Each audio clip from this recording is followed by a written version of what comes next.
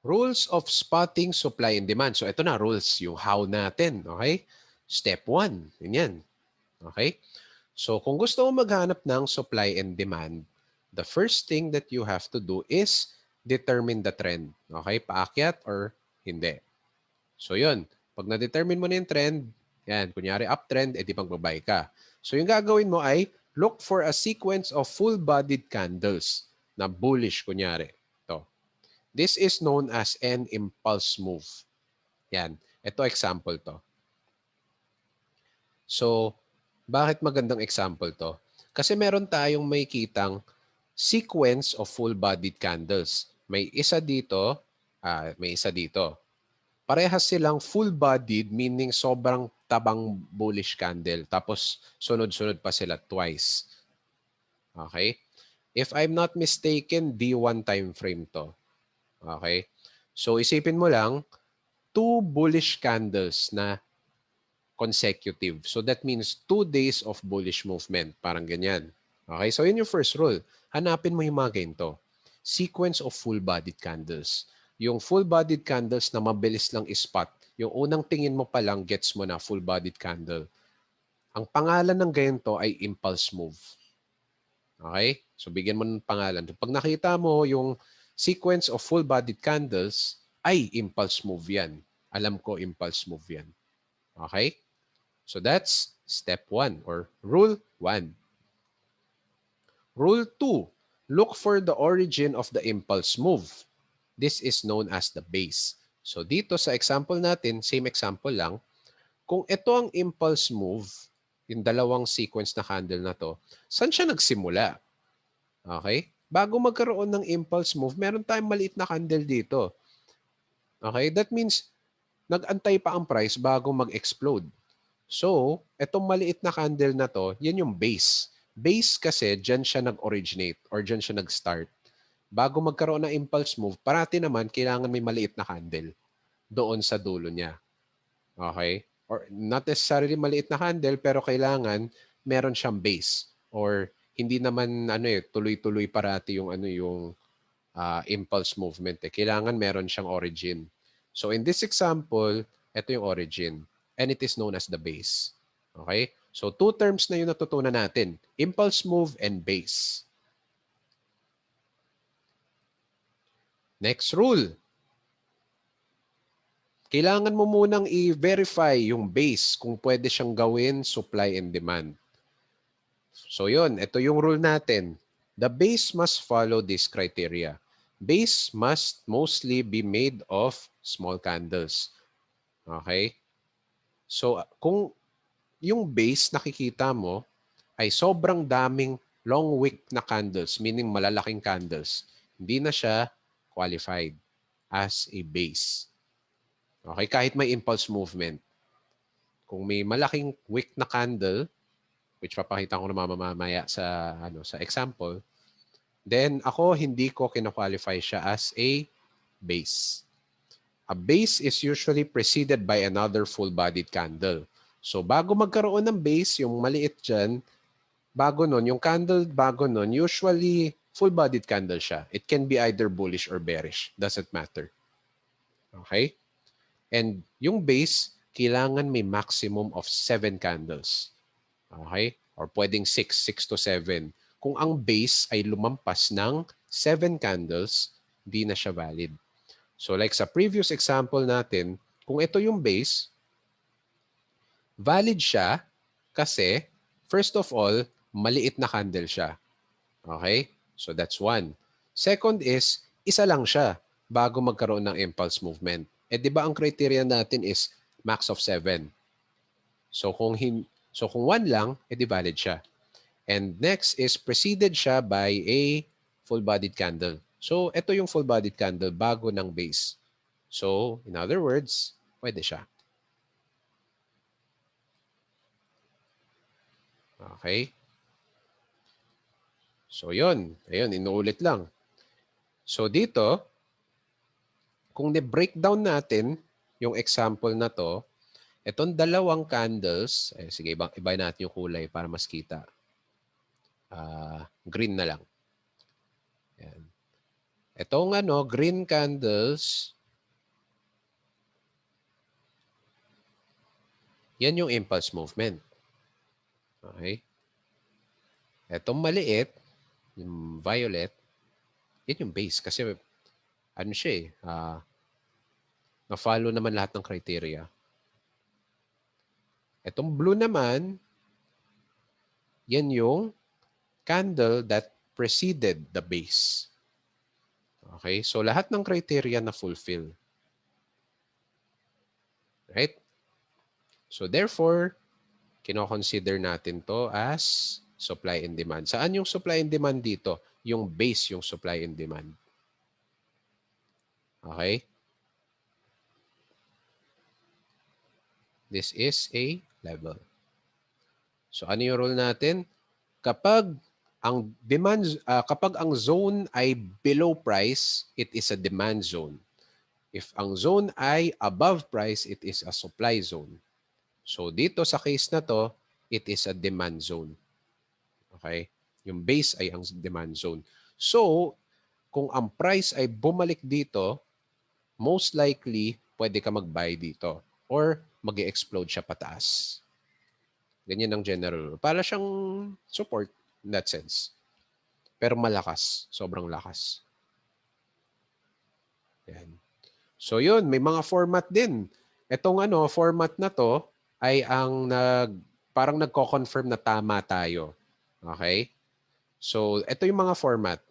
Rally, base, rally, drop, base, drop, rally, base, drop, and drop, base, rally. So ipapakita ko. Kapag yung yung nakita nyong supply and demand format ay ganito, rally, base, rally, then valid siya. Pwede rin siyang drop, base, drop. Okay? Pwede rin siyang rally, base, drop. Pwede rin siyang drop, base, rally. Okay, ganyan yung format niya.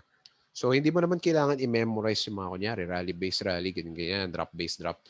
This is just parang extra, extra confirmation na tama yung pagka-spot mo ng supply and demand kung naka-format siya na ganito. Pero susundan mo lang naman yung rules na sinabi ko kanina. So yun, bibigyan ko ng example. Ito. So yun, isa-isahin natin to . Ito, yung first example, si example 1, na-explain ko na to. So anong format to? If tinignan natin, rally, base, rally. Yun. So si example 1 yan. Okay, explain natin si example 2. Valid ba si example 2? Okay. So, let's say naghahanap ka ng sell opportunity. Okay? Ito pala si example 2.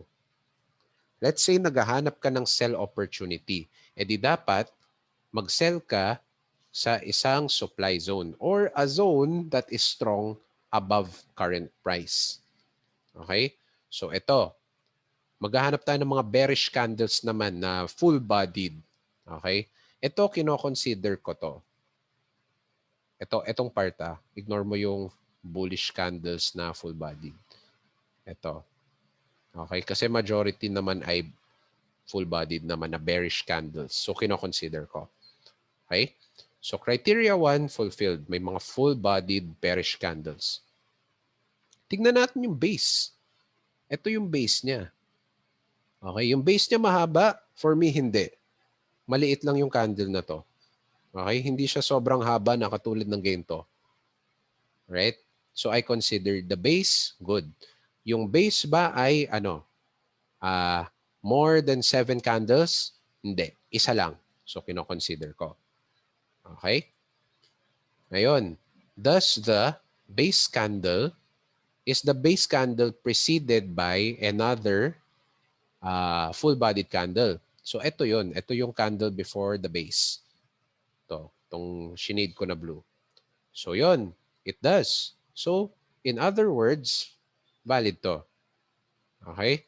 And then, extra confirmation.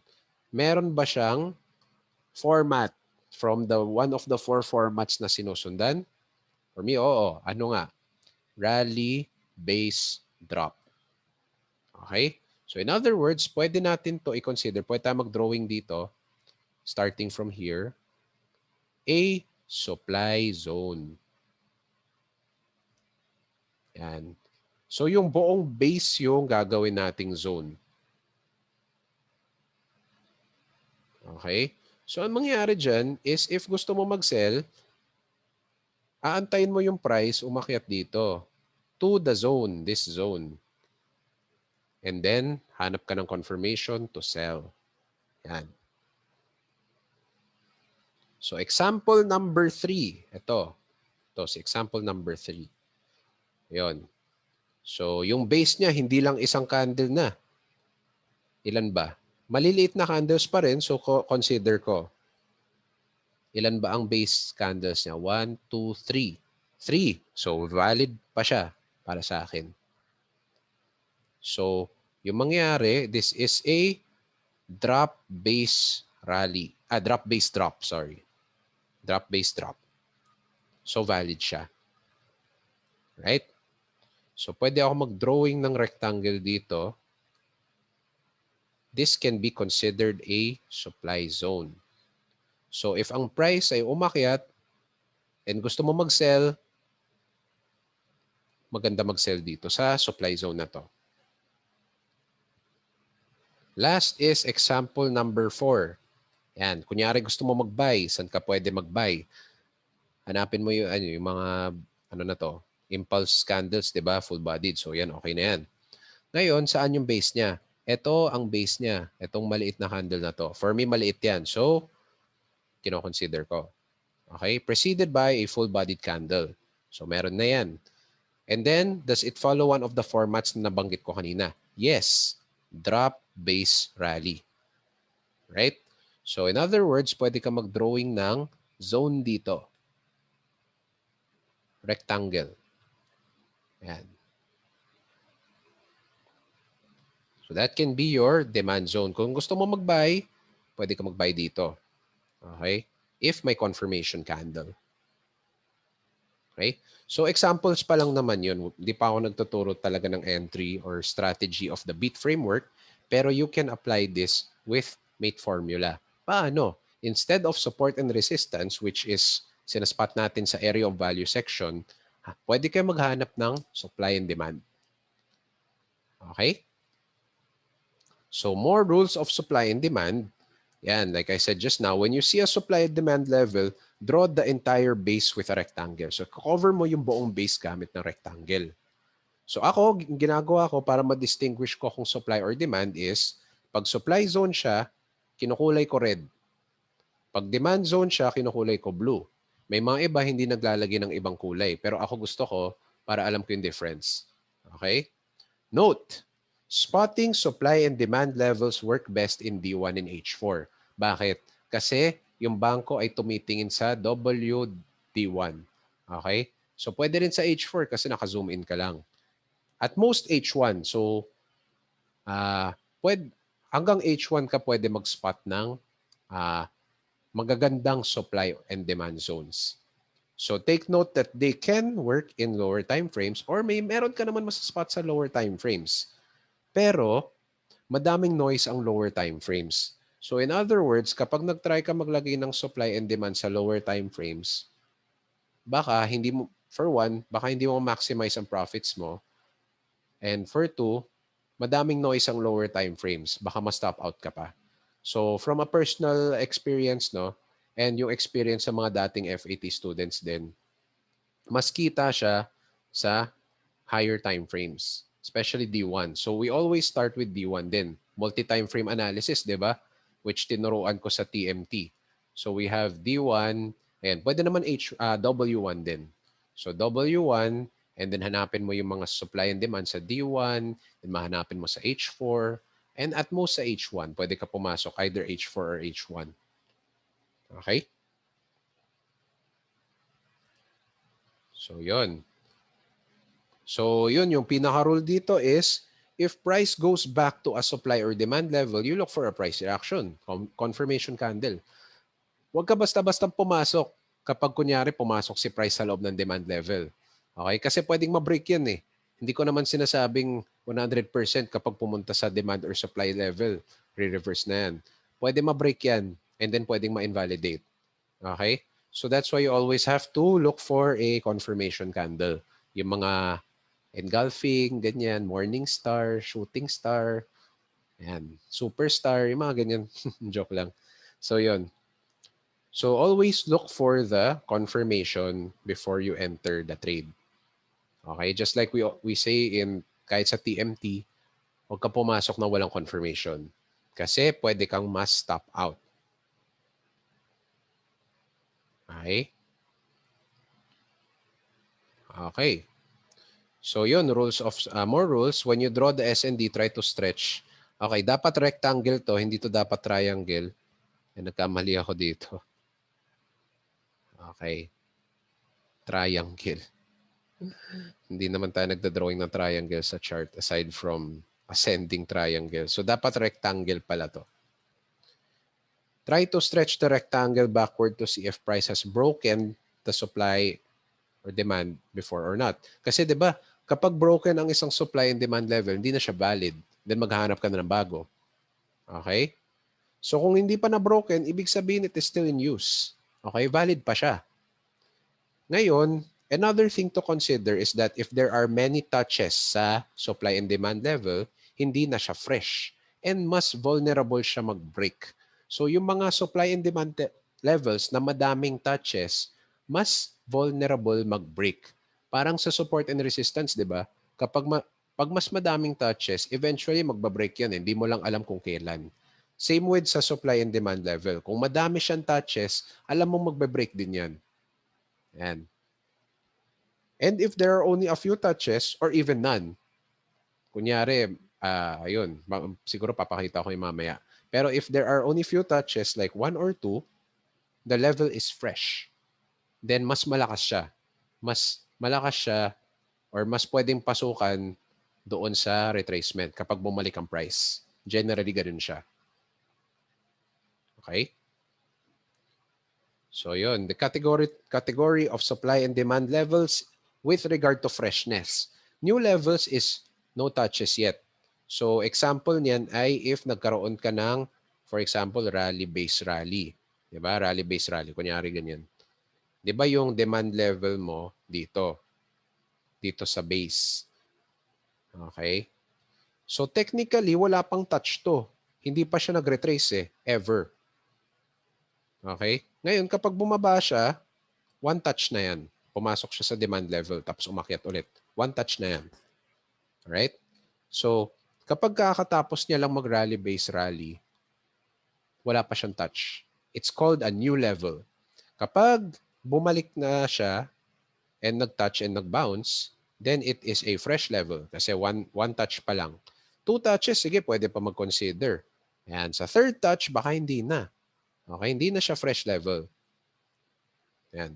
Ngayon, kapag nagkaroon ng 4th touch and 5th touch and 6th touch, ganyan, use level na siya, hindi na talaga siya fresh. Yung mangyayari, anytime pwede yan mag-break. Okay? So, ito, demand level pa to, yung kulay red. And once na broken na siya, hindi na siya valid demand level. So, tatanggalin na natin to. Tatanggalin na natin to as a demand level. And then we'll look for a new one. Okay? So, ganyan siya. Same with supply level. Yun, vice versa lang kapag magsasell ka. Yan. Yan. How I use supply and demand. So, yun, ito personally, share ko lang kung paano ako mag-spot. I start by looking at major SND in W1 and D1. I look for the strong SND in H4. And then I watch price and wait for price to reach the SND level. So, aantayin ko bumalik muna. Okay? And then, syempre, titignan ko kung ilang touches. Yung importance kasi dito ay, let's say, kapag na-touch ang isang demand level and nagkaroon ng confirmation candle, most likely, aakyat yun. So yun, kapag hindi nagkaroon ng confirmation candle in either H4 or H1, may malaking chance na magbabreak yan. And if nakita mo madaming touches na, meron kang mas malaking conviction na magbabreak yan. Okay? So coach, tanong lang, yung mga fresh level ba, yung mga 1 to 2 touches, kaya ba bang i-break yan? Yes, pwede. Kahit yung mga nag-one touch lang pwedeng mag-break. Okay? That's why very important ang confirmation candle. Kasi pag walang confirmation candle, you do not enter.